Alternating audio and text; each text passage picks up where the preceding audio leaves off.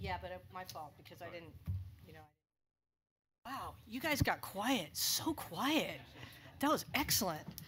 Okay, Board of Governors is back in session, and we had an oversight on item 2.6, the Innovation Awards. We did not see a speaker card, and I'd like to ask Rebecca Silber to just come up and spend 3 minutes. I'm so sorry that we didn't see it. Okay. Everybody get ready for a buzzkill. Here we go. No, promise.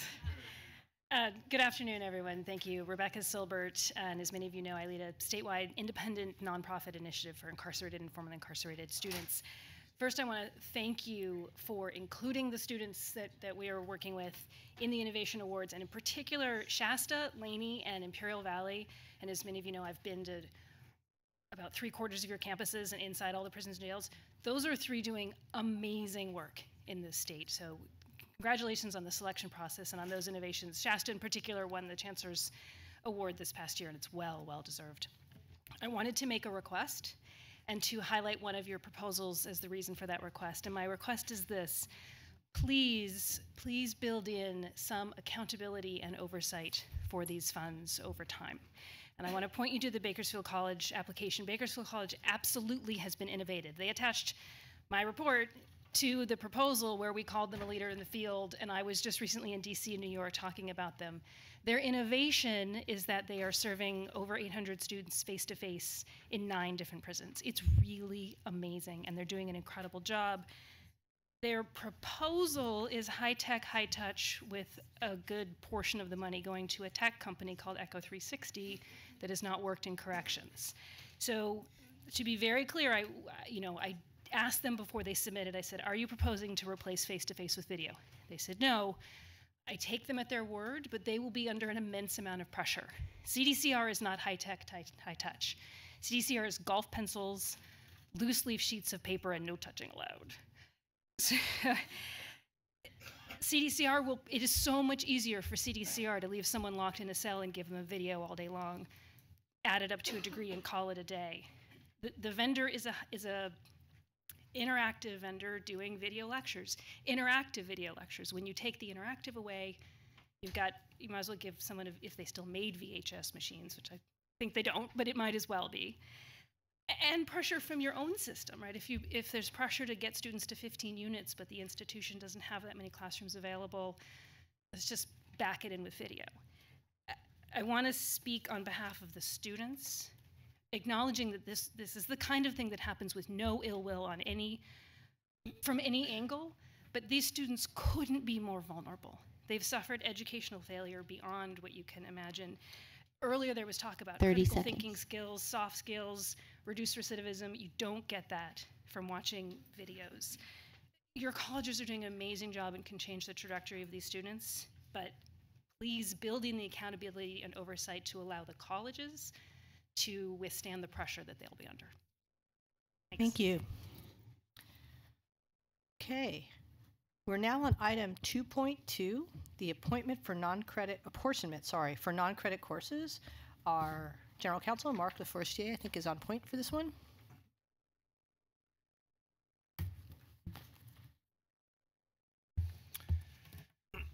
Good afternoon, President Estolano, Vice President Epstein, Chancellor, and members. Thank you. So this item is on for second reading, and the purpose of this regulatory change, as you recall from last meeting, is to remove from Title V a prohibition against community colleges claiming apportionment for undocumented students taking non-credit courses. As explained in detail in the agenda item, this prohibition is a holdover from another era in California policy, when the use of public resources to support education of undocumented persons was disfavored. Community college districts have been left in the uncomfortable position of not being able to determine many of their students' immigration status, but at the same time having a regulation that would prohibit apportionment for students without status. There's no provision of California law that requires the BOG to maintain this regulation, and so we respectfully request that you approve the resolution. Do we have any speaker cards? Okay, any questions or comments by members of the board? I'll entertain a motion. Move approval. Okay, I've got Vice President Epstein and a second by Member Baum. All those in favor, say aye. Aye. Opposed? Abstentions? Unanimously approved. Thank you very much. Mr. Lefristier. Okay, our next item is 2.4, minimum qualifications for apprenticeship instructors, proposed revisions to the California Code of Regulations. Vice Chancellor Perez.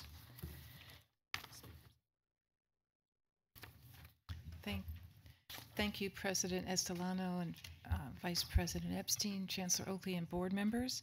This is a second reading for the Workforce and Economic Development proposal for the minimum qualifications for apprenticeship instructors. And as you recall, the goal of this is to basically increase the pool of faculty that we're going to have available to teach in our apprenticeship programs. I also brought up visiting Vice Chancellor Lynn Shaw with me. She was very instrumental in working with our faculty and working with our apprenticeship council members to bring this forward after a lot of deliberation and collaboration.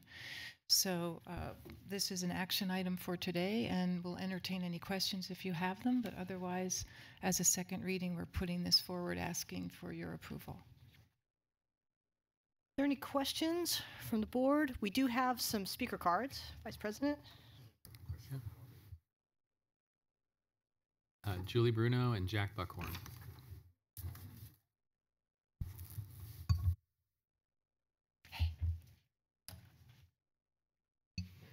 Good afternoon, President Estelano, board members, Chancellor Oakley. I actually just am back to, we had supported this last time you heard it for first reading, and at that time our executive committee had voted in support of the changes to the minimum qualifications. I just wanted to let you know that we had our plenary session in April, and the academic senate presidents across the state actually voted in support of these changes as well. So we have endorsed them, and we appreciate all the work that has gone into it and the collaboration among so many people that came to the table. Thank you. Thanks. Thank you, Julie. Jack Buckhorn. Okay, Jack had to go put money in his meter.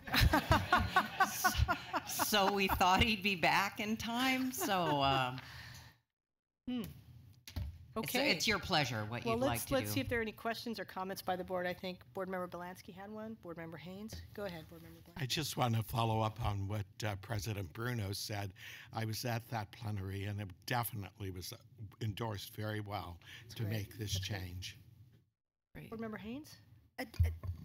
Just to say that this is critically important. I'm delighted that the Academic Senate is supportive of this. Ultimately, I'd like to, in the future, figure out to what extent that this has been helpful. Part of this has been that there was no emergency process to bring these folks into our system. Now this will allow us to do that. And so it'd be helpful to know, has this particular regulation, in it being changed, has it helped make certain that we're hiring expeditiously in these fields as we roll them out? Yeah, Vice Chancellor Perez, as we're dancing around to see if Jack Buckhorn's going to be here, how would we track this? I mean, how are we going to, do we collect data on this type of hiring of apprenticeship instructors? I don't know that we have any centralized data, but we Okay. could certainly work toward making that happen. And I know that we'd have total support from our academic, faculty senate, as well as through Lynn's unit. So we should be able to do that. What say you? I think that it's important to find out if this change really did what we intended it to do.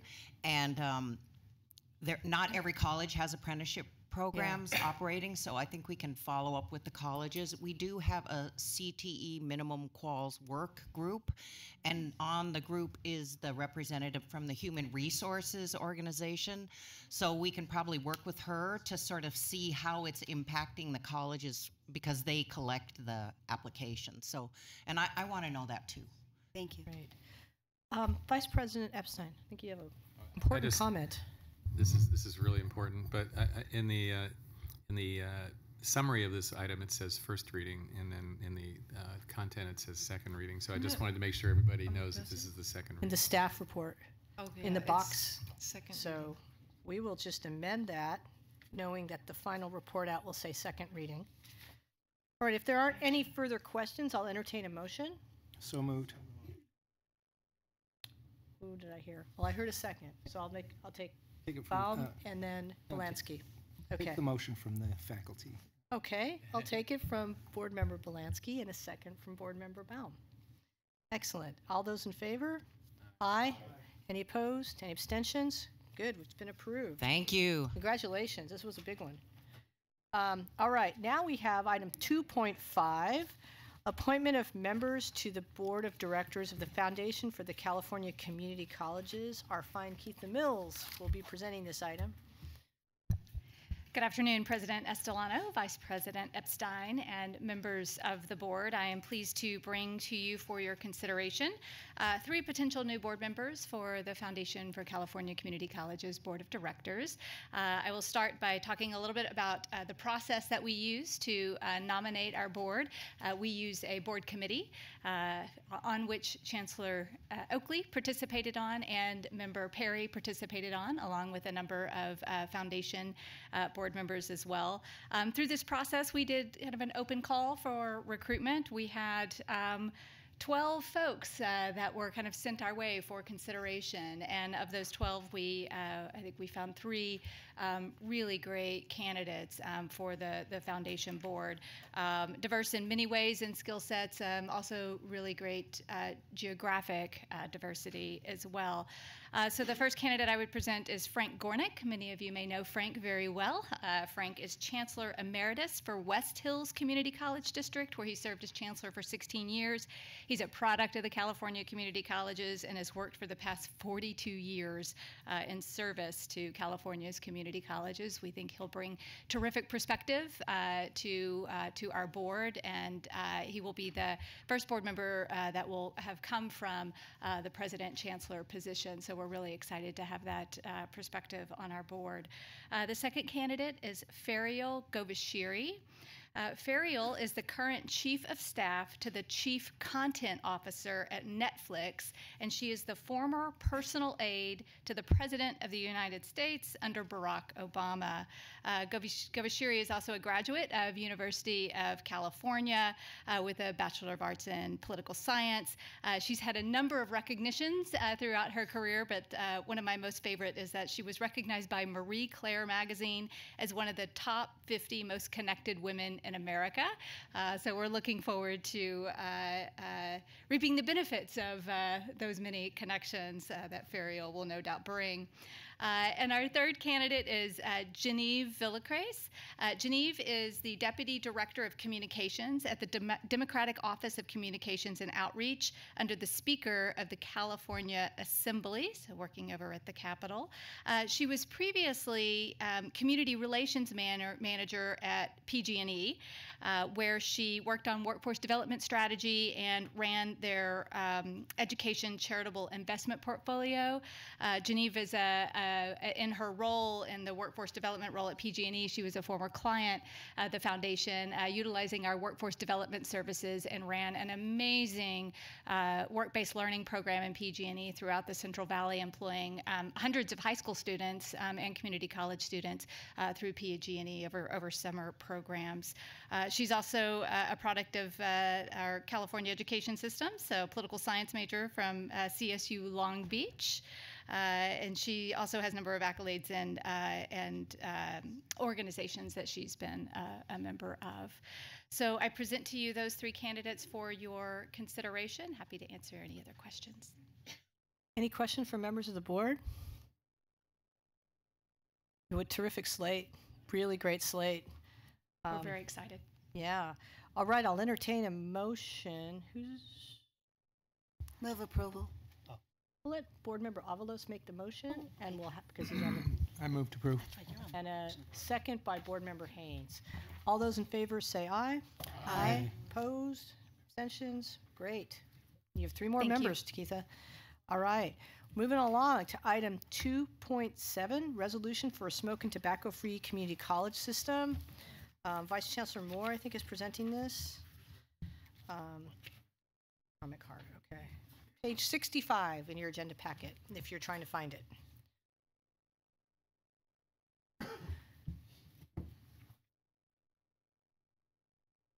President Estelano, Vice President Epstein, and Chancellor Oakley and members. presenting this item to you today as an action item. You may recall that in your March meeting, some representatives from the California Youth Advocacy Network and other organizations, I think somebody was here from the Health Services Organization, made some public comments regarding the possibility of the Board of Governors and the Chancellor's Office issuing some guidance about smoke-free campus policies. You expressed some interest, so the next steps that we took was to gather the organizations together, and we took this item to the Consultation Council in April.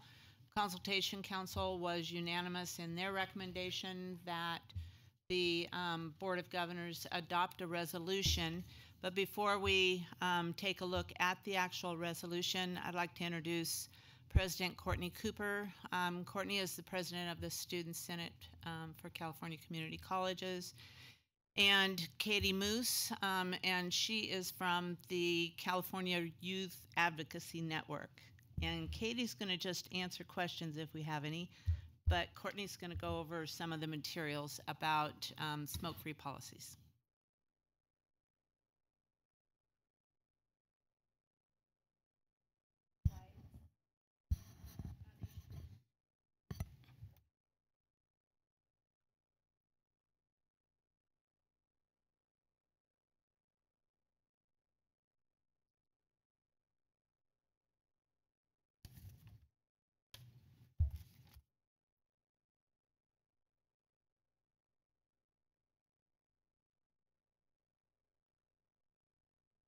While this is getting pulled up, just really quick, really happy that we're able to bring this resolution forward to the board today, but there's a few student members that aren't with us right now who are the reason why it's gotten this far, who've definitely kept this drive up the last few years. Fitzgerald Graves of Bakersfield College, who worked to help make sure that Bakersfield went 100% to tobacco and smoke-free. Miss Marlene Hurd of the Peralta District, who's also been working with her ICC groups on campus to ensure that this happens. And Deanna Shelbourne, who spoke before you last meeting. I definitely have the privilege of representing the California Community College system, but it's the students and them holding me accountable and keeping this going throughout different terms that it's gotten here. So I just want to acknowledge all the work that's been done by them to get to this point. Okay. So currently, smoking continues to be the leading cause of preventable death in the United States. It kills approximately 500,000 people each year, and of that, 50,000 of that is secondhand smoke. So it's not just harming those who do smoke, but those who are inhaling the remnants. The American College Health Association has recommended that all colleges and universities adopt 100% smoke and tobacco-free policies. Let's see. So one of the reasons why we think this is important is not only health, but tobacco-free policies help save lives by helping folks quit, preventing young people from becoming addicted, and preventing secondhand smoke exposure and decreasing toxic tobacco waste on campuses. It also helps promote health and prevent tobacco use. Tobacco-free policies also help students persist and graduate. Especially, I think, when we think of tobacco, we've traditionally thought of cigarettes, cigarillos, things like that. But with the increase of vaping, especially with the flavored tobacco use, we have to think of the youth who might be on campus and exposed to it, and how that's a kind of gateway into a lifelong use of tobacco. Of the California Community College system, only 34% of the colleges are 100% smoke and tobacco free. And this is in contrast to four-year universities in this state, which all are 100% tobacco free for the UC and the CSU system. This just worsens the equity gap that's already exists between our demographic. We have 200 times the amount of population in our system. We know that we have CT students, non-credit students, students that are matriculating, and at least I know for me personally, it does send an implicit message saying that K through 12, this is a tobacco-free space. In the four-year universities, it's a tobacco-free space, but how valuable is it to us to make sure that we're protecting students on our California community college campuses, as well as we'll touch on the bureaucracy involved with trying to get college campuses to that point. So One of the other issues is of worsening inequalities. Many community college students have chronic health conditions that make exposure to secondhand smoke dangerous and even life-threatening. You heard from Deanna Shelbourne about that last time, where it can go from the minor nuisance. For myself, I am very lucky to be on a campus where we do have designated smoking spots. Unfortunately, where the disabled parking is right behind our STEM building, it's a place that folks like to hide out because they don't want to walk that distance. And over the years, due to having chronic conditions worsen, I have begun having to use an inhaler, and it's sometimes the first thing that happens on campus is that you're hit with that wall of smoke, or the first thing around the corner. But in Ms. Sherborne's case, it could end up meaning 2 weeks in the emergency room. And that should not be a choice that someone has to make, is whether or not they're able to come to campus. Can they literally afford to, for their health and their life, or financially afford to come due to tobacco exposure? And secondhand smoke and vapor shouldn't be a requirement as well. As stated, 50,000 of those deaths are due to secondhand smoke, and as we know, that has no filters. So some of the demographics targeted: mental health disorders 2 to 3 times higher, military rates 3 times higher than the general population, our most vulnerable ethnic populations, and the LGBT community. And we know that tobacco companies have specifically targeted our communities for these issues. I know one of the issues brought up by students often is, will this somehow be targeting our military students or our system impacted students? And for that, I would say no, but it does give us a chance to, an opportunity to interact with those students, intervene, and offer services to help cessation. Oftentimes, tobacco is a self-medicating tool, so how can we better serve them to give them alternatives to stress reduction rather than encouraging something that's unhealthy? And this is Deanna Shelbourne, who did speak at the last meeting. So most campuses, there you go, that do adopt smoke and tobacco-free policies do so without the use of citations, and are able to effectively change the norm on campuses through educational campaigns and their student support for system-wide changes. I think our organization has had 3 resolutions to date to implement this, and I forget the number for the legislation, but it did pass through both the House and the Senate. Pretty much unopposed, but unfortunately it was vetoed by the governor to make this a mandate through legislation. And while designated smoking areas, they have a host of problems attached to them, as I stated earlier, folks don't always stay where they should be smoking, as well as signage and things like that. So this is part of why we're asking for the resolution. While we understand the legal limitations of what the Board of Governors can do, since we are a unique system, this is a timeline that it took for Bakersfield to get it implemented. Yes, colleges do have the ability to do it, as was the reason for the legislation being vetoed, but 12 years is too long. And to put the onus on students to try and continually push this through when we are such a transitional system. Let's see. So if this resolution is adopted, this will help expedite the adoption for local policies. I believe one of the things we're asking is also for best policies and practices, so we aren't just leaving folks in the water. We can help make sure that they're actually able to implement it. This will help students persist in graduation, and also will help eliminate the unfair disparity between the CSU and UC system. If our goal is to help these students matriculate and go on to further their education, this is something they're going to have to face when they matriculate, so we might as well help them with that transition now and help get the care that they need.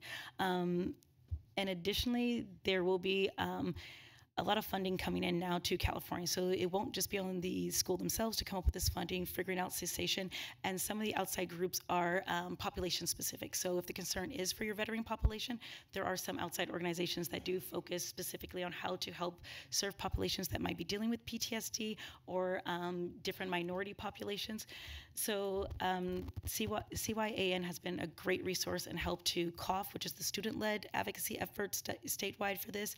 They've already implemented, as said, through the UC and CSU system, and we've had our amazing CCC students keeping this up. But I think that there's really no downside to adopting this, only empowering students and empowering also our faculty and staff to be able to help show that the system as a whole supports our students having equity and having the environment that they need to be successful. Thank you. Great, thank you. At this time, I'm it up to you. Do you want me to read the by a resolution, or perhaps? We have it, so we can Okay. read it. I think the thing I did Was want to our- note is that there's a resolution, but then the recommended action is not just to adopt the attached resolution, but to also have the Chancellor's Office issue guidance, policy language, policy implementation, best practices, and other resources, which are important. So we can accelerate, not wait for 12 years. Anything else you want to say, Vice Chancellor Moore? Because No. we have, okay, so we have 2 members of the public that want to speak, and then I've got a queue already forming. Go ahead. Lynette Niaga and Julie Bruno.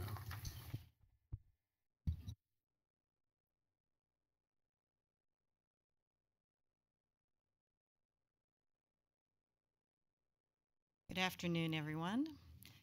I'm just here to support the students in their very commendable efforts to make these changes on our community college campuses.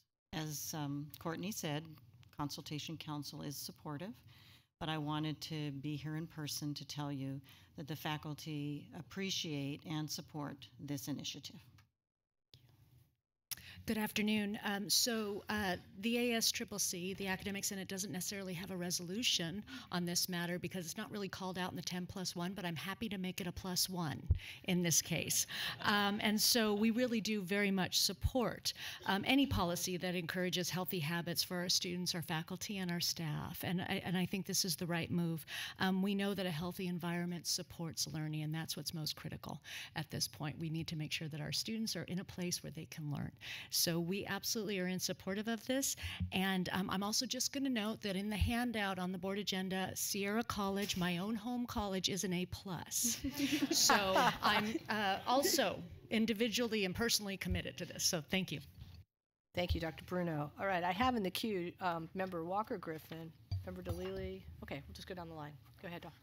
Thank you, Madam President, and thank you to the individuals that presented today, President Cooper and Miss Moose. So it's a little history on this. It was actually 3 days when I got on the Board of Governors. Miss Marlene, she reached out to me and told me to come to the meeting with you guys up in Sacramento. And on my 4th day as a member of the Board of Governors, went up there. And to see this now in place, or soon to be in place, I would hope, is really amazing. To my other board members, I hope you keep this in mind, that if you ever walk around or you drive around and you're in the hood, or a less affluent area, I should say, you're going to run into some smoke shops. Oh, yeah. I'm going to be plain and honest with you. But the more affluent areas you go to, you don't see that. So as Courtney mentioned, that's strategically targeting people that look like me, people that are brown, people that are black, so that they get hooked on the cigarettes. And I'm going to be quite honest with all of you. There's no reason why anyone should smoke cigarettes in 2018. We know all the health problems. We know everything that they cause.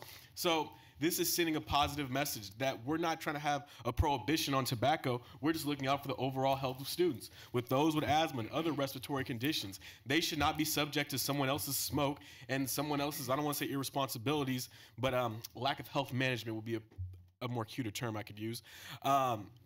That's why I say to my colleagues, I hope you all vote in favor of this, because this is putting a stamp on something that is desperately needed in this country, and that's to solidify the fact that tobacco is dangerous and it's killing people, and killing people who don't even use it. So that's all I wanted to say. Thank you. Thank you. Board Member DeLille. I just wanted to take a moment and really put the spotlight on the student group COUGH. I mean, those students are just incredible up and down the state. Whichever region meeting I went to, or anything to do with the SSCCC, or anything to do with community college whatsoever, I've seen members of this group just, I mean, grinding. Courtney, you can attest to this better than anyone probably. These people had a mission and a vision, and throughout, I'm sure they were working. I'm sure some of them have families at home, and they are all students, and they brought a grassroots movement into a reality that they wanted to see. And I really just wanted to put the spotlight on them, because they personally inspired me, and they spoke last meeting, and I'm sure they inspired every single person on the Board of Governors. So thank you so much, Courtney Cooper, for using your expertise to bring it to the board as well. But really, I think all credit belongs with those students in COUGH, and it's amazing to see that happen. Thank you. Board Member Avalos. Yeah, thank you for the presentation. So one of the things that we have here is smoke and tobacco free, and the question is, it should be, I think, maybe considered maybe a smoke-free. I mean, have we thought about just smoke-free rather than? I'm talking about marijuana. I'm talking about any type of smoke besides just tobacco, because as we see, as our other board member Walker pointed out, targeting low-income communities happens from alcohol, tobacco, marijuana, all types of drugs. And so to me, on campus, it should be safe haven for everything. So I don't know if you guys considered that as calling it out as well, but that's one of the things I would request. Yeah, we have some model policy language, and it includes the term plant product. It explains what we mean by tobacco and smoking, and that term was put in there with the legalization of marijuana, and that's the language that was in the bill AB 1594 that was almost adopted in 2016. It's the languages in our model policy is very similar, so it would include marijuana. Board Member Haynes. Thank you. So there's only 41 campuses when you count them up that have an all-encompassing policy regarding this. We just need to do a better job. I actually think that the language that you're going to push it down to those districts and colleges that don't have it will be critical. And I just want to commend the students. I realize that you have all kinds of other things to do, but your voice is extremely powerful when you come before the Board of Trustees. And it was that voice that Los Rios heard, all of its campuses heard, and brought on trustees that wanted to make certain that we had a policy that was all-encompassing. And so to the extent, and I think for in fairness to some of these other campuses, there's so many different policies, but when you come to speak to this one, you have advocates on boards of trustees. You just need to get in front of us. You need to make a phone call. Try to find that advocate on the board that will make certain that it carries your message relative to why this is important in terms of a health, and so that we really make certain that we have policies and procedures that reflect what we need to do on our campuses. So thank you. Thank you. I have Board Member Belansky followed by Board Member Conway, and then I just want to say thank you for bringing this and for letting us take action today. I will say that you probably know Marlene Hurd. Marlene Hurd works in the Peralta district where I work, so I have contact with her. And I know that she and several others have sent Chancellor Oakley a number of supportive emails, memos, etc. And there's also a change since this was put together. The College of Alameda now is 100% smoke-free. The only one yet to go that they have to go after is Merritt, that's still left parking lots. But, we have to take all the things into consideration as what this really does do to people's health. Board Member Conway followed by Board Member Rawlings. Well, I certainly can appreciate everyone's health. I'm not a smoker myself, and I remember when California, you couldn't smoke in restaurants anymore. We did a quick trip to Nevada, and you're sitting down having lunch, and it's like, why are these people smoking in here? Because you're not in California, Connie. So I appreciate that. And the health ramifications for others, and certainly, the cost of health ramifications as a former county supervisor, I understand all of that. There is a however here.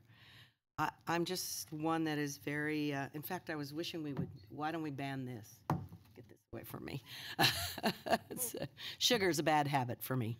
And when it's right there, it's very tempting. I'm cautious about outright bans. I'm sorry, I worry about that. I applaud education. I applaud any effort to try and make people's health better because it impacts all of us. I just have a problem, and it's personally with me. I'm explaining my vote. I guess if we take one, before I do it. But to not be able to accommodate those that may be in the stages of changing their mind about the use, to have a place where they could go. And I don't know if any of you have ever tried to stop anything like that. My sugar addiction comes and goes. Evidently it's back. You let me eat a piece of candy today. Notice I blame him. It's his fault. It's just kind of where I'm at with this. I mean, as I say, I applaud the educational part. I applaud being concerned about our students' health, the general public, all of those things.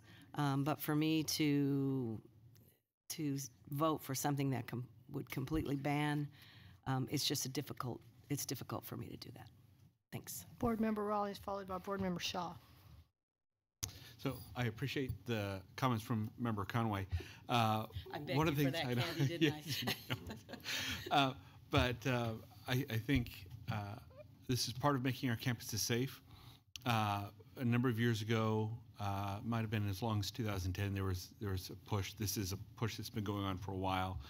I was at one of the campuses, Mount San Antonio College, that had looked at moving to a district-wide ban, and we opted for designated smoking areas. And part of the reason for that was the negotiable aspects with the exclusive representatives, the employees on campus smoking, what were their rights. I would hope that we would be able to include some method for creating dialogue among the bargaining units at the colleges, encouraging that dialogue so that they're a partner in doing this, so that maybe they're not on the opposite side of dealing with it. There's a lot of tools that we might be able to make available, from smoking cessation programs, things like that. I think would be important to make sure we're including in the dialogue with the colleges as we do these packets. But one of the points I would make, and why I feel this it can be fairly important to do, is there are a lot of places where if you have designated smoking area, people will kind of create their own smoking areas, right? And that might not be the best for our students. But it's also incredibly difficult to enforce. If you said at a college, and it depends campus by campus, it may be a little different. Ours is 420 contiguous acres, right? And it's just one site. Taking an employee from the center of campus and telling them they have to leave campus, you've got a lunch break that you're taking in that case. But having smoking areas is hard to enforce without really a lot of effort. And a lot of colleges aren't willing to do that. And that's where having a campus-wide ban could be very helpful in easing the enforcement portion of it, creating a culture that supports smoking cessation. But I'm hoping we're communicating all those things out to the colleges in this packet. I have Board Member Shaw followed by Board Member Aguinaldo. I just have a quick question. How do you account for the discrepancy in the regions? Like region, what is it? 10 has all A's, and then there's one other region that has a lot of A's, but then everybody else seems to be not doing too well. Why? Sure. So I think it's the competition, the competitive nature of colleges against each other in their local areas. In San Diego, there was, I think it was the American Lung Association that was really focused on San Diego community colleges for a while, and worked with all of the campuses there to adopt these policies. But they also, were seeing the grades change at campuses around them, and that made the other campuses more motivated to adopt policies as well. Okay, thank you. Board Member Aguinaldo, followed by Vice President Epstein. Thank you. Thank you very much for your presentation. This is an issue that's very near and dear to my heart. My father was a former smoker and was misdiagnosed with lung cancer. My mom has chronic asthma, and now being pregnant with a little one, very conscious of the air that I breathe everywhere. I just wanted to know if you could explain a little bit more about the grading system.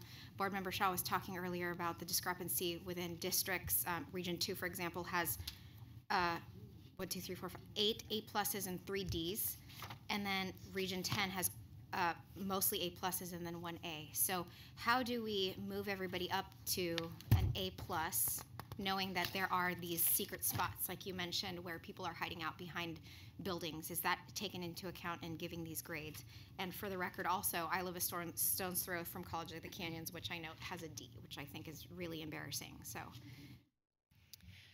the grades are based solely on the written policy.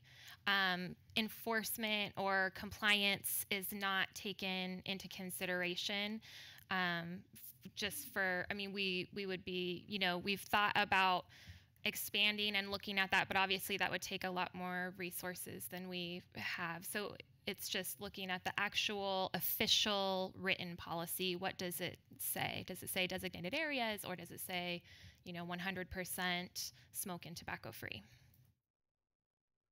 If you were to make a conjecture as to what those grades would be, taking into account enforcement and compliance, how drastically would these grades change? That's a great question, and we don't have statewide data, although the organization that I work for, California Youth Advocacy Network, we do try to collect as much data from as many campuses as we can. And for the most part, we've been doing that by campuses hosting cigarette butt cleanups on their campus and counting the number of cigarette butts that they see. And then they can also count the number of people that are smoking and vaping while they're doing the event cleanup. And we incentivize them and try to get everybody to send their data to us so that we can start getting a sense for the impact of these policies, if compliance continues to be an issue. But, you know, we only have data from a handful of community colleges, and most of it is just what we're hearing when people call us. And, you know, so at Moore Park, for example, they went smoking tobacco free in 2015, I think, and she says they're having excellent compliance. They're not finding cigarette butts. Their campus police and maintenance are not seeing it, and they just did a really great job with implementation, with really putting lots of signs out, educating everybody, getting everybody prepared for the change, and it's really worked out for them. On the other hand, we got a call from El Camino College recently. They've been smoking tobacco free for a number of years. I can't remember the year they adopted, but they are continuing to struggle with compliance with the policy. And they said, you know, for the most part, they probably just need to put up more signs. So it definitely varies, and we don't have a total handle on, you know, how everybody's doing with it. Okay, Vice President Epstein. I just wanted to react to Member Conway, who expressed her opposition to express her opposition to a ban. And I just wanted to point out that the language of the resolution is not a ban. It is an encouraging the boards to take the local boards to take this up and to and consider the advice of this board that they should think about shutting it down. So it's different than voting for a ban. You're voting to give advice to yes. So anyhow, I just wanted to make that point.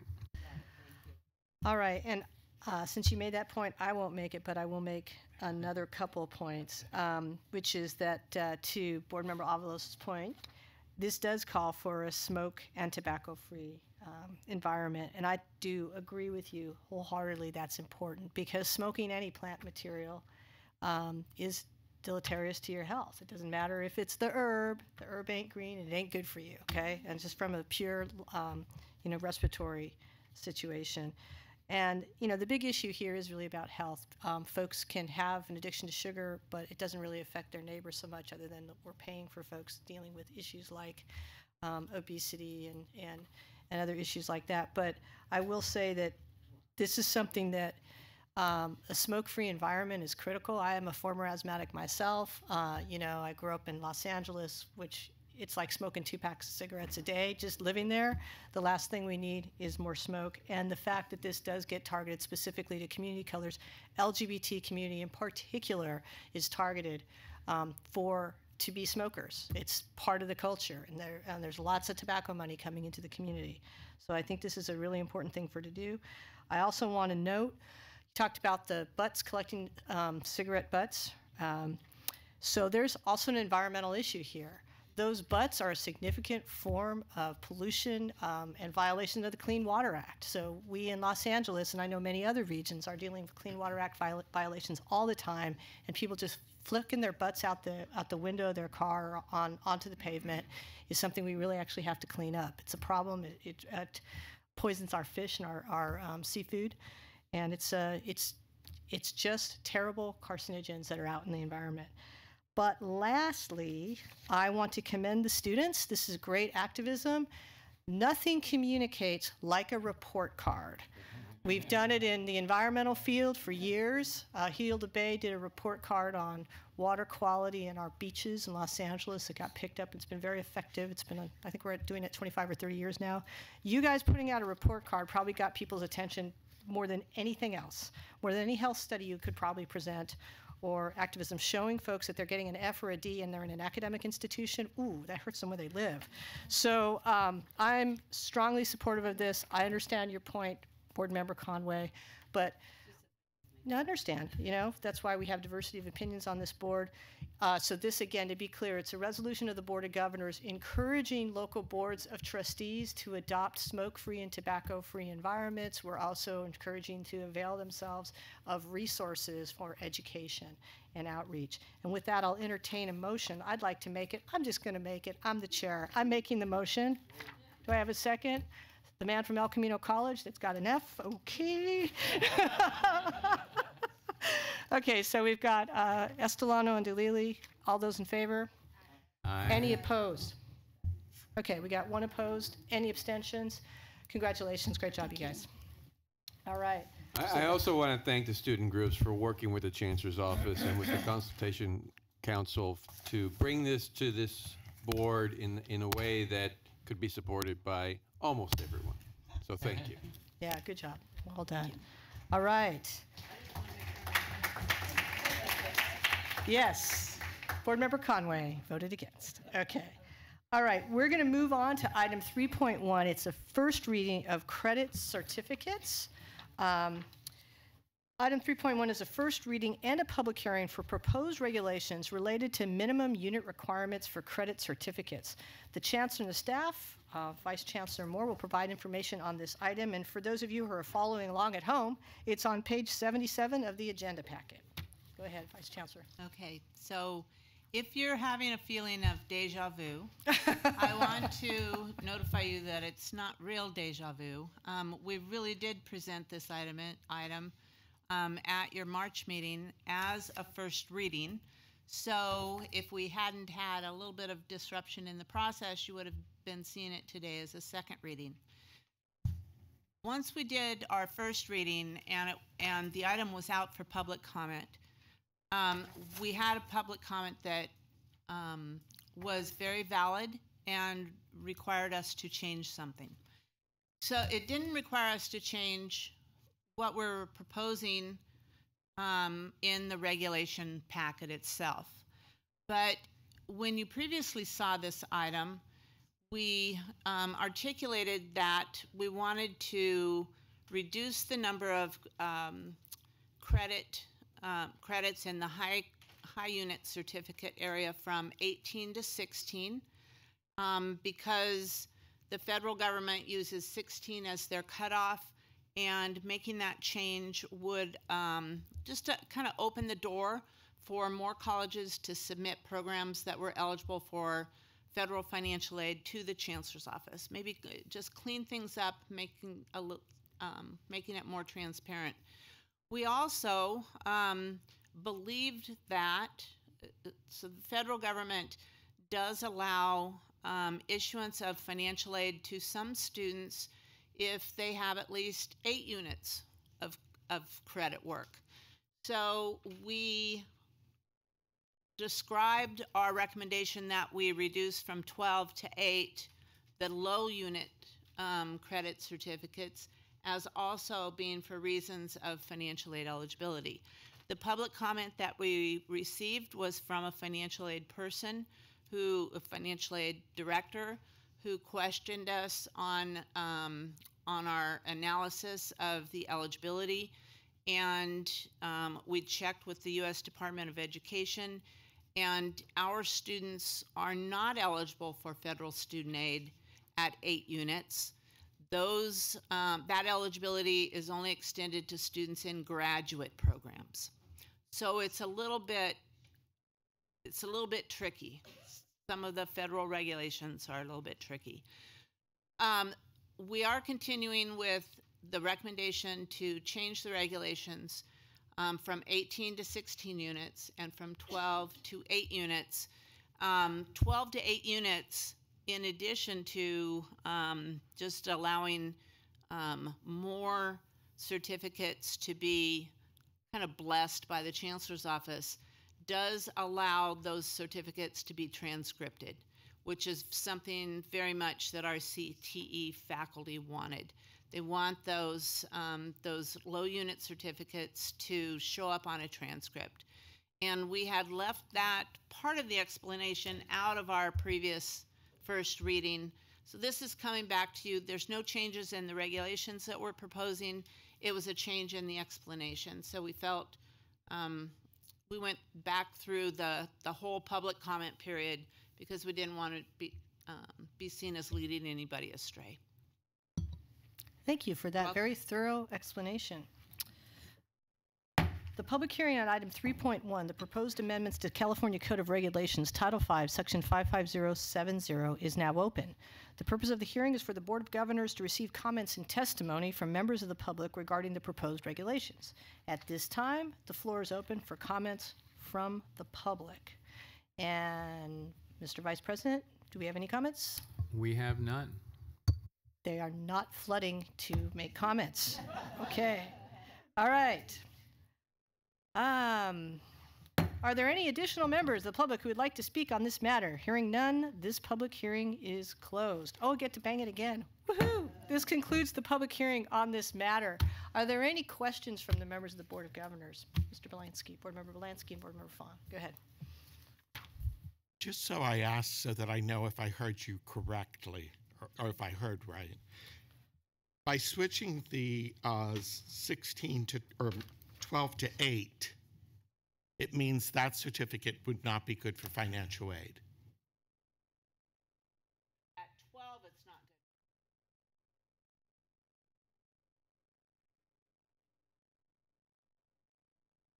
good. And has that certificate always been called a certificate of achievement?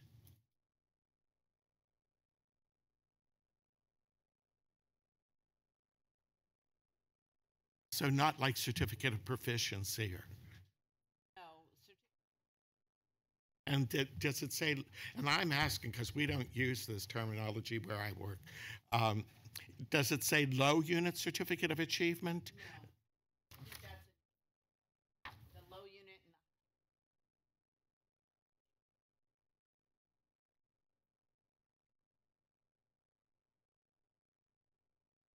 and Ryan, turn on your. Thank you. Okay. Board Member Fawn, I think you're going to add to this discussion. I'd like to follow up on that, and I appreciate you bringing this issue up here. I think we need to be clear in our language across the system, because I think at some campuses I'm hearing any units lower than, any certificate lower than, I guess used to be 18, is considered a certificate of proficiency. I haven't heard of a low, or maybe I haven't been around too long, but the term of low certificate of achievement and high certificate of achievement is not often used. So I don't know if through this we can actually communicate to the field and make sure that everybody is referring to the same thing. If it's, so be it. It could be low certificate of low certificate of achievement, 12 units or 8 units now, then let that be consistent across the 114 campuses and 72 districts. If it's certificate of proficiency, let that be it. Let's use one phrase to describe one set of certificate, and the 16 could be kept at, certificate of achievement. I don't know, but we just need to figure out a way so that everybody communicates the same identification or language when it comes to referring to low unit certificate and high unit certificate of achievements. And I'm glad to hear that the certificate that is considered low units, or I call the certificate of proficiency, is eligible to appear on transcripts. Many students, or I can't quantify, but there are certain students out there who only seek to achieve a 9-unit certificate, and we are at the campus forced to tell them that, oh, by the way, do know that this certificate does not or will not appear on your transcript. And I think that would be somewhat of a turnoff for those students who actually seek in my program the certificate of entrepreneurship, which is a 9-unit certificate. And I have to caution them that you will not see your certificate on your transcript. So that's point 2. And point 3, I guess it's in the form of a question, will these certificates, completion of these certificates or attainment of these certificates, will that be counted toward the new funding formula, which I'm sure we'll be talking about later? These certificates will be counted, I believe, in 2 different places in the funding formula, depending on how many units the certificate has.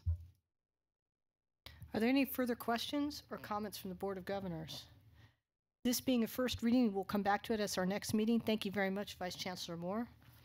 Okay, we're going to skip over item 4.3 because Executive Vice Chancellor Ton Quinlivan is at another engagement right now. When she comes back, we'll take that up. So we're going to move on to item 4.4, the Vision for Success Spotlight, Modesto Junior College and Chaffey College's Innovative Practices, both of whom were here, Modesto and Chaffey College, and they received innovation awards. So take it away, Vice Chancellor Hope. President Estolano, members of the board, Chancellor Oakley, it's my pleasure to introduce some guests today for the the spotlight on the Vision for Success. You may recall that over the last several months, we've been able to bring you a couple of different examples. You heard from the World of Work last time, and the time before that, we had faculty from Cuyamaca College talking about their reform with mathematics. And we try to highlight a lot of the really wonderful and amazing practices that are going on in the campuses that you might not otherwise see. The Vision for Success and Guided Pathways are both really ambitious calls for reform at the campus level, and our system is very imaginative and innovative, and with so many great things going on, we wanted to take the opportunity to show you and highlight some of the things that are particularly interesting. Guided Pathways in particular ask colleges to rethink student services, and that's a particularly challenging task given the numbers of students that colleges are trying to serve, the number of counselors and counseling faculty who are there to serve them, and the many needs that students have. We tend to put a lot of focus on what's considered the onboarding process, but students need support throughout their entire trajectory while they earn their degree, certificate, or awards. And so we've got 2 colleges, as your item indicates. We've got colleagues from Modesto Junior College and my colleagues from Chaffey College.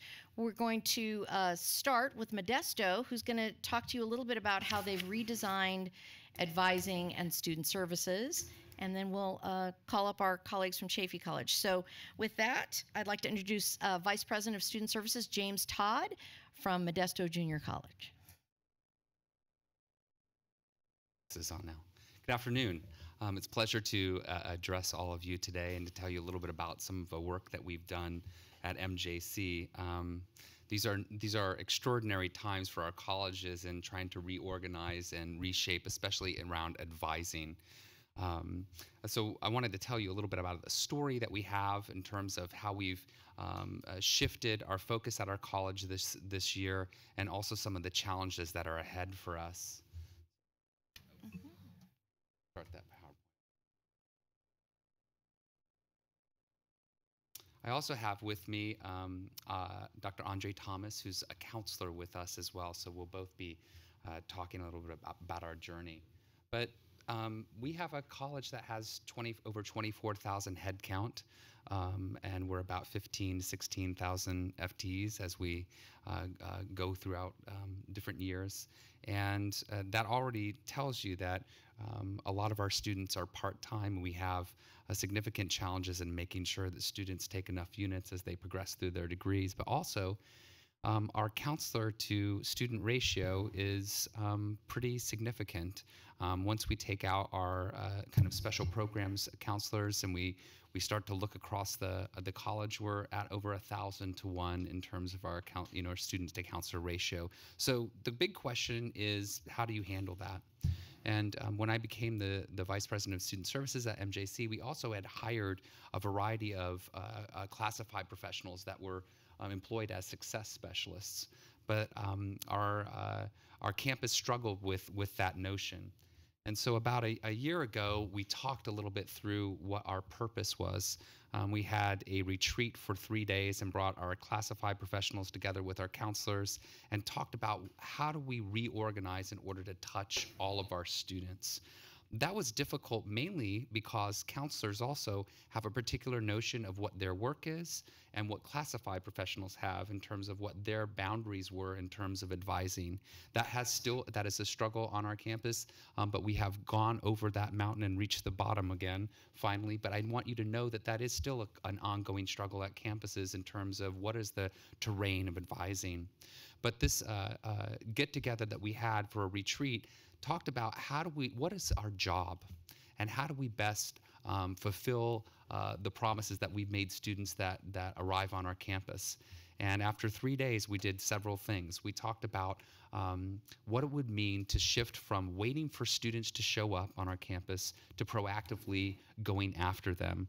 Our system had been up until this time that we waited for students to show up to get an educational plan.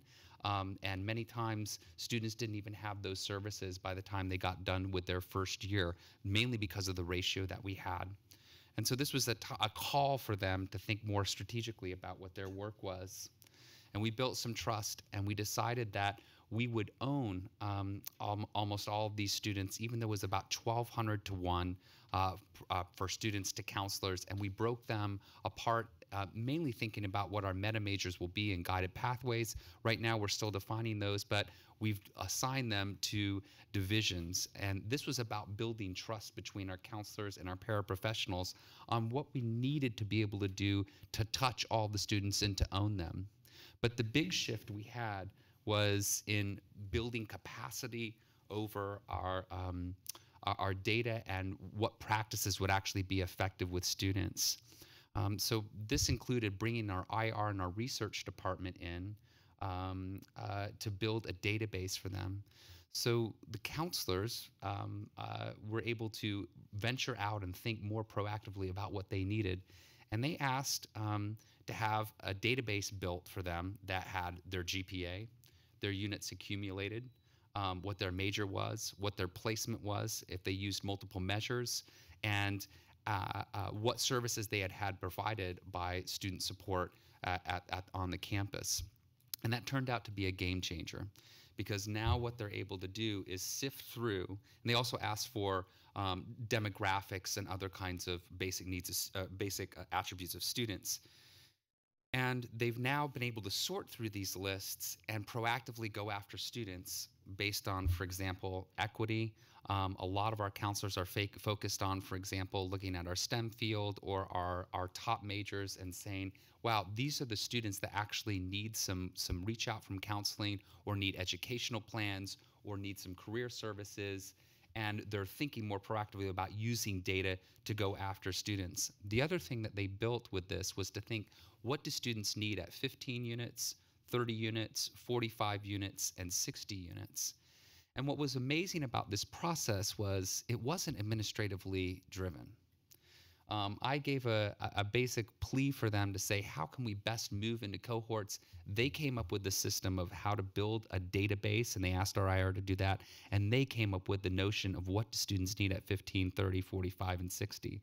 So we're well ahead of that. But what's also happened is we've integrated it with instructional support, which I think is the hard part of all of our work. The Guided Pathways initiative that we've been involved in over the last year is really about this idea of integration, but it tends to many times be abstract in our conversations at the campus level. And what this has shown us is how we can actually physically or concretely do this work. So our counselors and our success specialists, let's say they're assigned to humanities, are going out to those humanities instructors that are in charge of those degrees and being able to say, here are your students. What can we do to best support them and make sure that they can get through to their degree completion? And that's been a real change on our campus of having a holistic system to support students as they make it through their degrees. And it's actually been quite challenging in terms of building the capacity to think that way of integrating instruction and student services. And so I also think it's important to hear from the faculty viewpoint as well, and that's why I brought Dre to talk a little about her experience and how we're doing as a college. So I think from our perspective, we looked at three main ideas for why we were wanting to implement this approach to student services. Collaborating with campus-wide in a holistic student engagement type of way, a purposeful approach to equity and inclusion, and a focused effort on increasing the capacity, because we knew as counselors, we've been doing this for a while, and we are still consistently waiting for students to know that we're on campus. It was a way for us to go back out to campus and to reach out to students, but through a collaborative effort with our faculty and other areas of campus as well.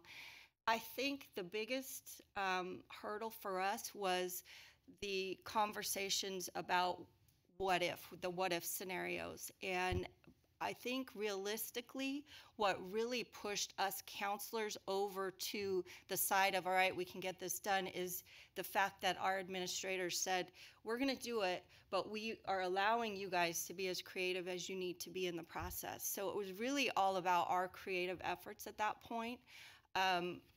We would meet together as a full faculty, but we would also meet within our cohorts. It was really encouraging when we got back together as full faculty to talk about the ideas that people were coming up with and how creativity had just kind of taken over the whole process for us. And really, I think that's what pushed the envelope forward. So you see now these cohorts of faculty and staff and counselors all working together to push these student initiatives forward, and we're starting to see all of that come to fruition. So it's been, for me, an incredible year of just having that experience and understanding. James shared with me today that I get to present on the voice, which I'm a qualitative researcher, so this is perfect for me. I'm always thinking about where's the student's voice in this? How can we raise our standards and meet where our students are, and make sure that we are encouraged by their voices and their narratives. And I think in learning from our team collaboratives, we have student stories to share.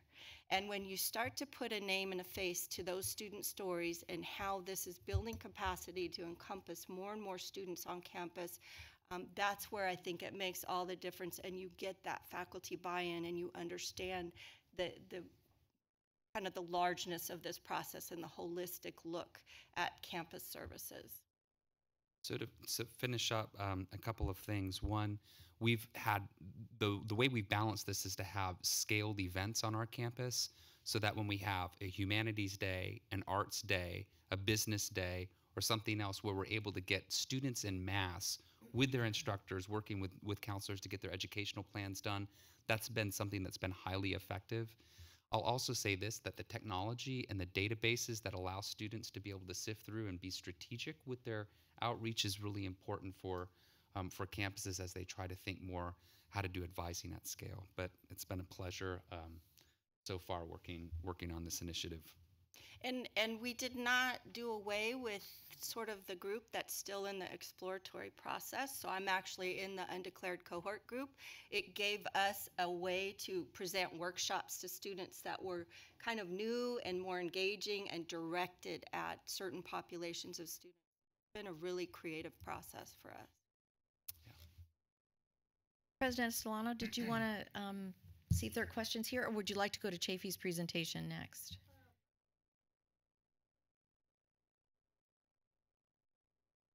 Thank you for the presentation. So you mentioned you had a ratio of 1,200 to 1 counselors. Has that changed at all, or is that still kind of the ratio? That's the first question. Well, when you look at our numbers, they're a little bit different. They're a lot less, but we also have our special programs. You know, we have folks that are assigned to either DSPS and EOPS, but also even things like athletes. So then when we get to general, it's a much wider range of students that they see. Okay. And so from the lessons learned, at what point do you start, seeing some significant results in terms of where you are from a completion, things like that? Because I just think that, counselors, I think, have, probably one of the most important pieces of helping with completion. Well, hopefully soon. We're in one of the those 20 group of colleges that are building guided pathways right now. So we're getting a lot of coaching support with that. We plan to actually make all of these cohorts based on meta majors, so that we have those assigned to these success teams already.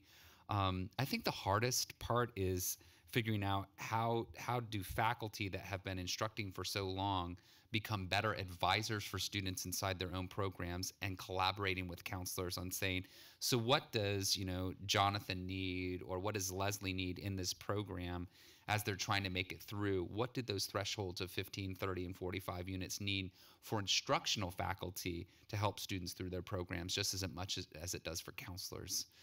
So we're in that learning and exploratory phase. Actually, right now we're at the transfer conference here, the ETS conference, and all of our counselors are learning that they need to be transfer specialists for their cohorts, and they need to learn career services for their cohorts, which are many times discipline specific. So there's a lot of learning and capacity building that needs to go into this.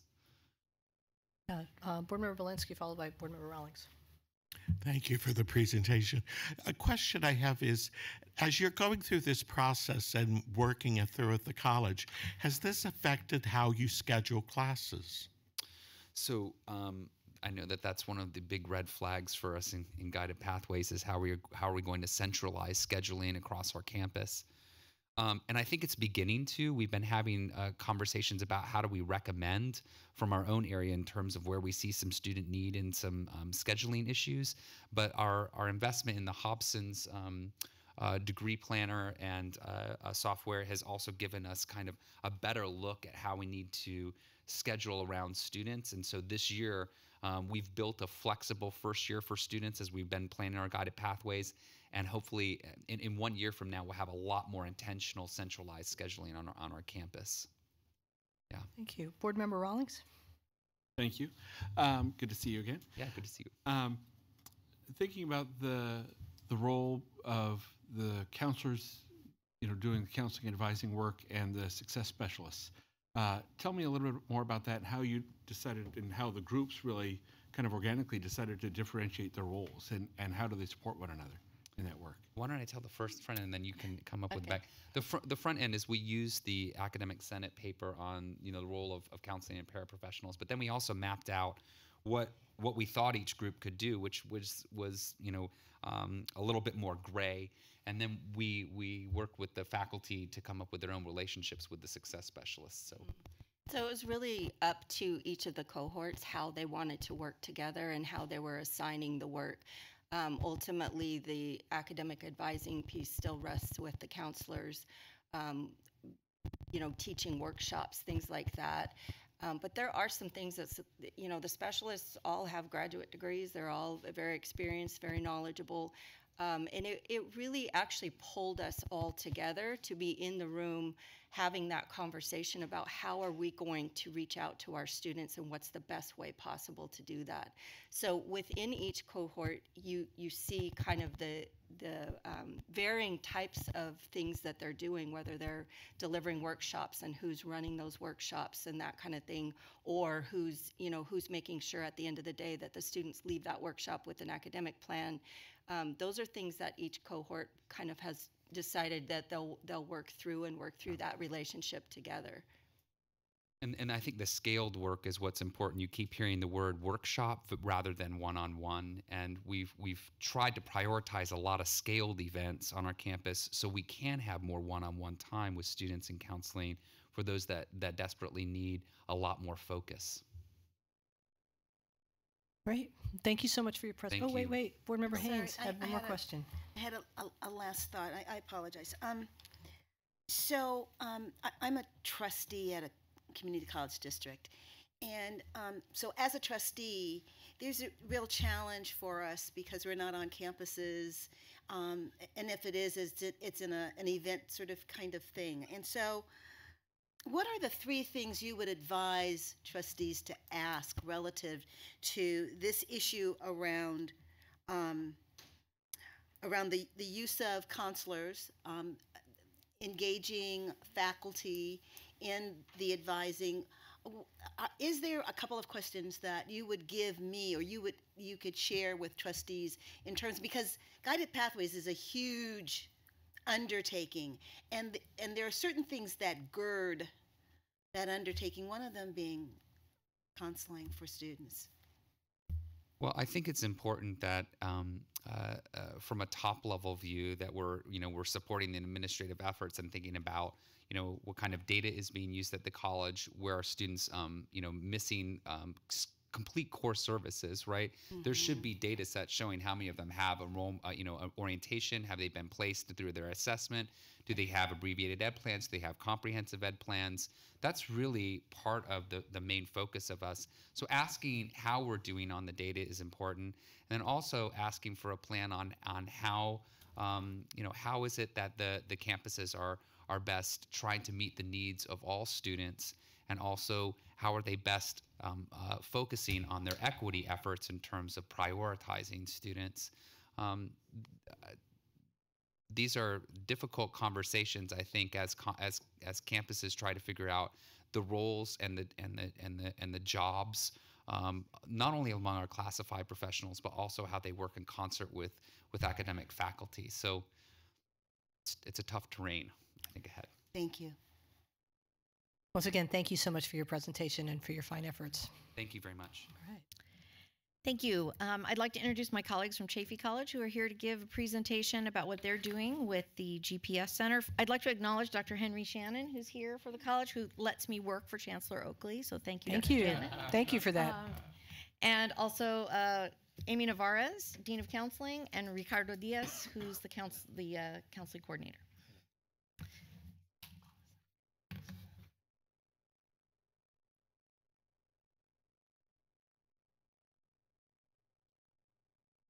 It's in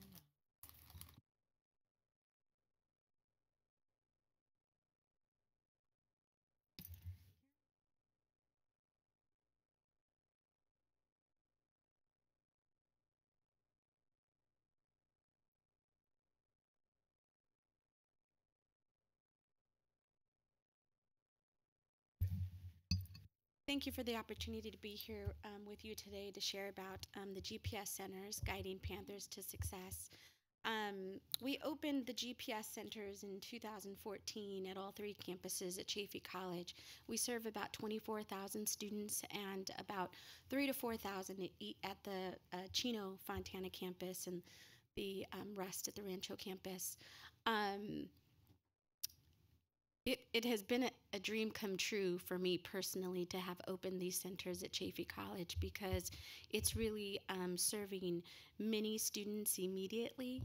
We're not bouncing students around anymore, because we created a hub that welcomed all students. There's not a criteria that they need to meet. There's not an age range that they need to meet. We just welcome students when they come on campus.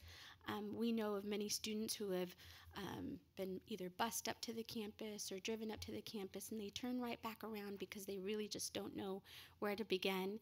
And I do believe that the GPS centers at Chaffey College is really that hub, that starting point for new, returning, and continuing students. The GPS Center is led by three full-time counseling faculty, 3 full-time support staff members, and anywhere between 40 to 60 success guides. They're graduate students from one of our local CSUs and UCs and private institutions. Success guides are graduate students who live within our region and are interested in also becoming counseling faculty. And so that we stay within our time range, we just are immediately answering the questions that were posed to us earlier. How does the work that you're doing differ from the traditional way that services, counseling, advising used to occur? We continue to serve students on a one-on-one basis, and primarily for those students who have external transcript, who've been swirling across the system and need immediate direction with the courses that have completed. And in the GPS model, I'm going to let Ricardo take over on this piece. It's really the opportunity for that one-stop shop for students, that approach for any student that is there on that campus to receive our support.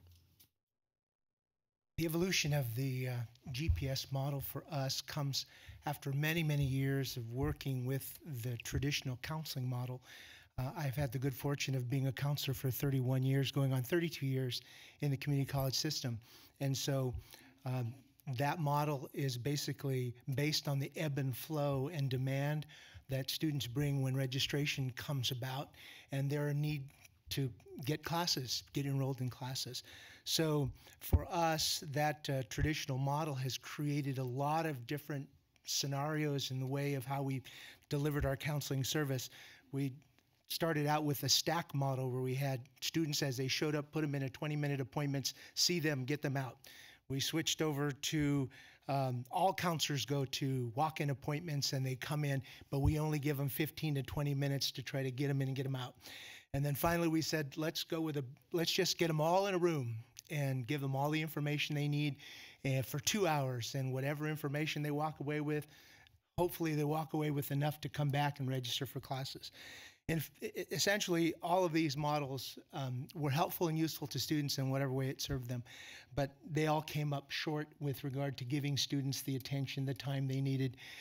In the evolution of the one-stop approach that we have developed with the GPS Center, we now have the services that students can receive when they're new students, orientation, they can come in and do a walk-in, abbreviated educational plan, get assistance with registration, get information about the multitude of services and resources that we offer to all of our students, both on campus and off-campus resources, without an appointment.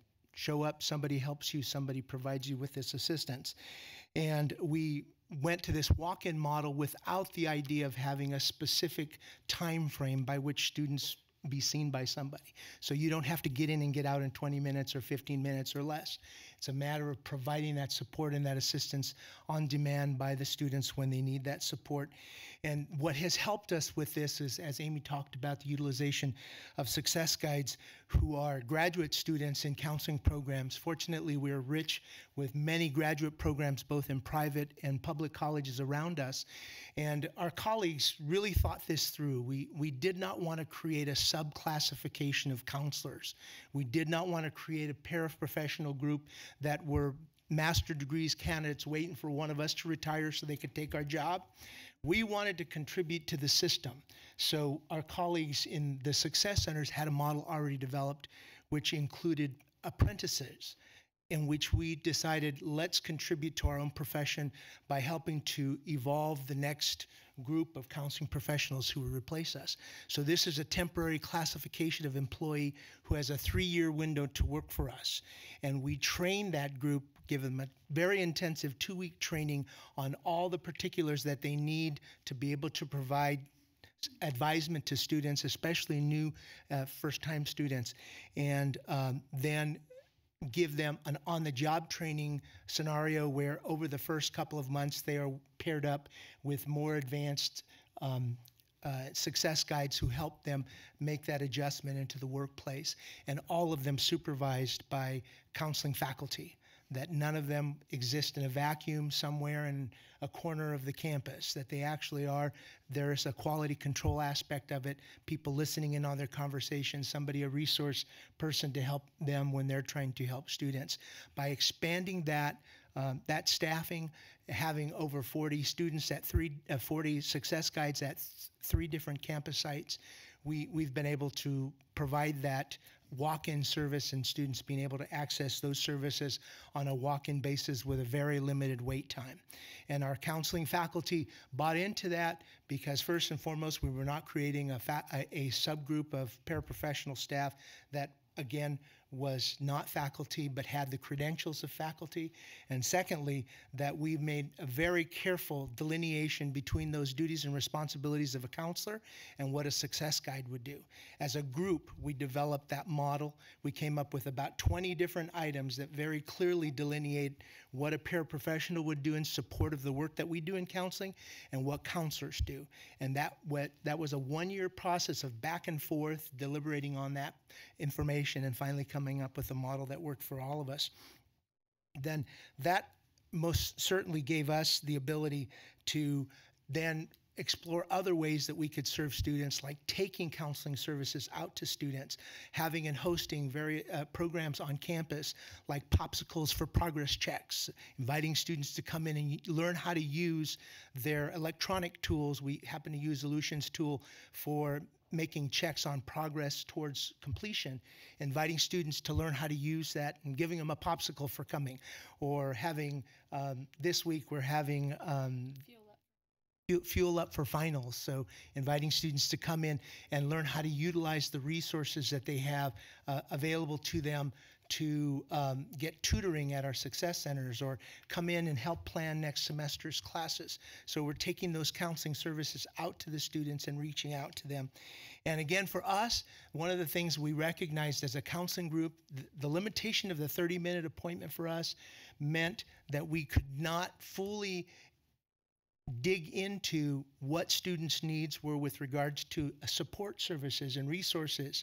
And so this particular delivery methodology allows that staff to spend whatever time they need with them to make sure that they're getting information about our transfer center, our EOPS, financial aid, or other services that might be helpful to them. So what prompted us to make this change? Really, I think it was a great opportunity with 3SP, basic skills and equity. The momentum was palpable that we needed to do something better for our students. And the level of commitment from our leadership in the past and currently has really supported that work. And really just that continued increased access to counseling services and making services more efficient.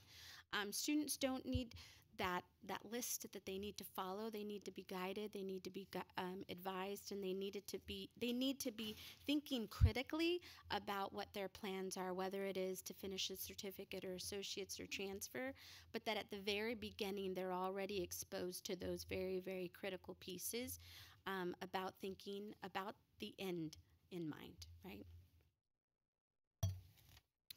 So the data that we have that we're sharing with you here today is really over the last 4 years, the student contacts and walk-ins. You'll see that beginning in 2014-15, that was a little bit over 5,000 students at each campus that made a contact within the GPS centers. And now in 17-18, you'll see 30,000 for the Rancho campus, a little close to 10,000 for the Chino campus, and a little over 10,000 student contacts at the Fontana campus. We're very mindful in making sure that those contacts are not only just contacts, but they're about pieces of the matriculation processes that they're completing, inclusive of an abbreviated educational plan and moving into a comprehensive educational plan.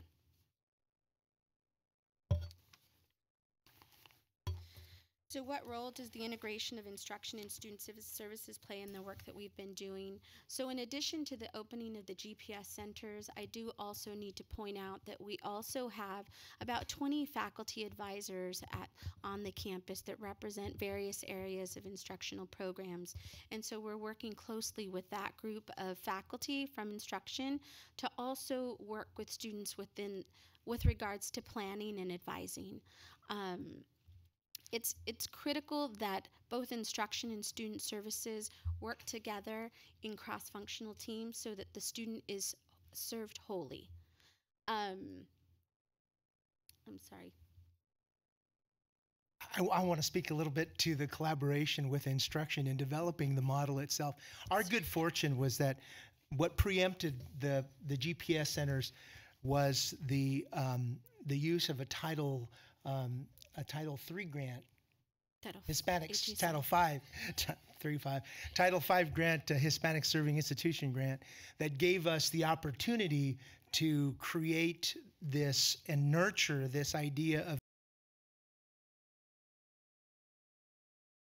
role to be able to reach out and work with students, and that model is kind of a page out of the playbook for our Success Center model, in which our instructional faculty had already developed a model in which they were creating a center which students could go and get instructional assistance with a faculty person in a center and assisted by apprentices who were themselves from different instructional disciplines.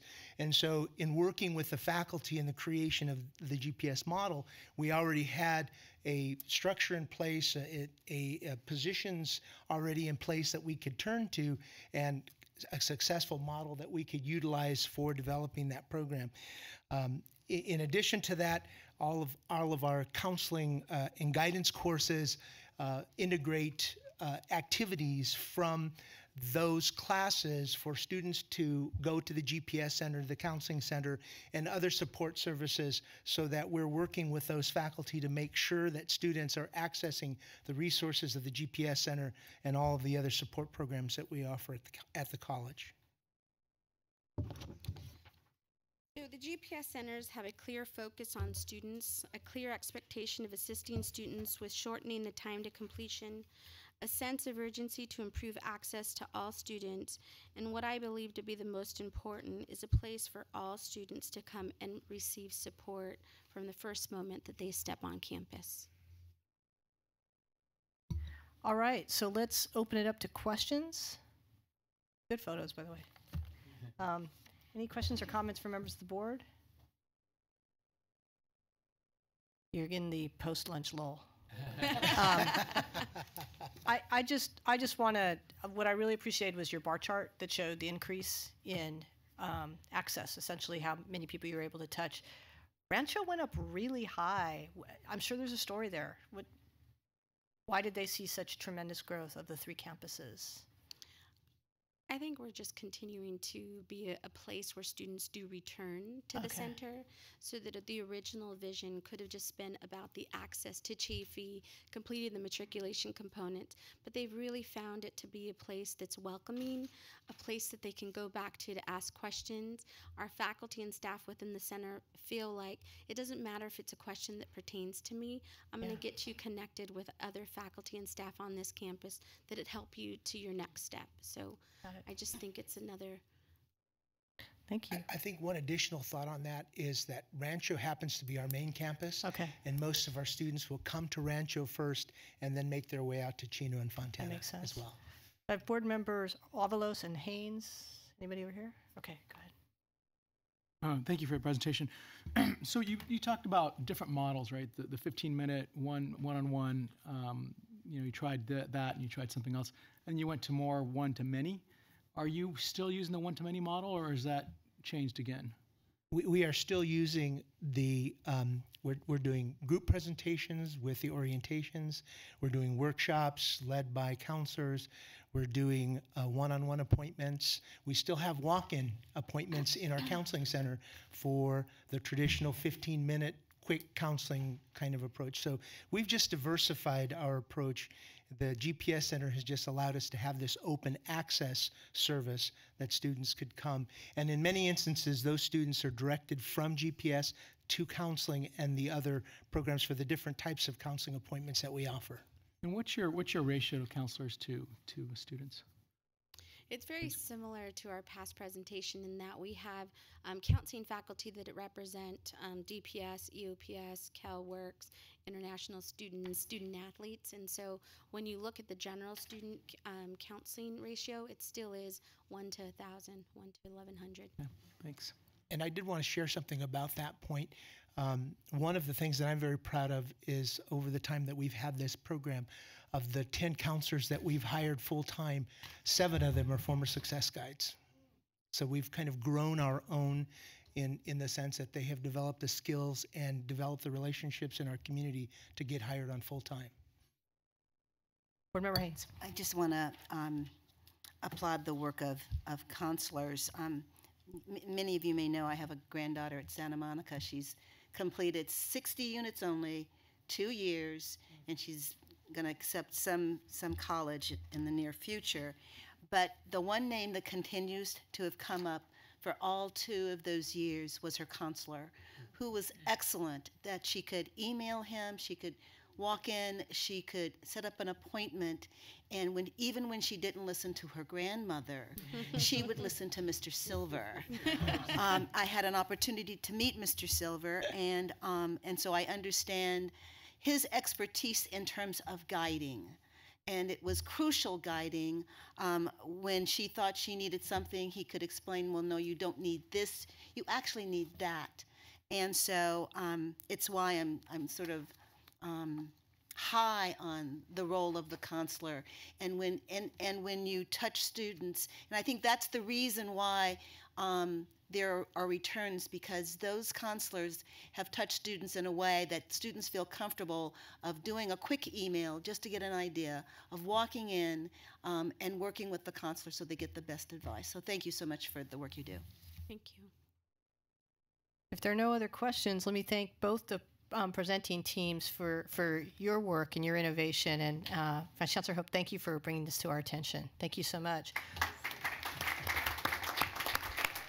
We're going to take a quick break. We'll come back in 10 minutes. So I have 2:35, I think, on my calendar. And then for those of you who are following along, we're going to next take up the Governor's May revision, followed by the online college. And then we'll continue a pace through the agenda. See you in 10 minutes.